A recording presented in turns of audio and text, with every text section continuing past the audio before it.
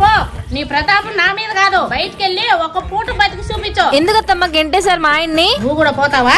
Bag ఇచ్చి పంపించేద్దామా లేదా అట్టే పంపించేద్దామా అని. పసిపిల్లాడని తెలిసి కూడా మెడబట్టి గెంటేశారు కదా, మెట్టు మెట్టు ఎక్కి మీరు అందనంత ఎత్తుకు ఎదుగుతా. ఈ రోజుతోనే మీకు నాకు రుణం తీరిపోయింది. చివరిసారిగా చూసుకోవాలని మీకు ఉంటది, కావాలంటే చూసుకోండి.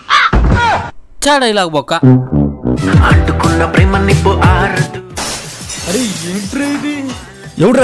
ఎవడు రాయిసేసిందే మావాడు, ఎవడు మా రాయిసేసిందే?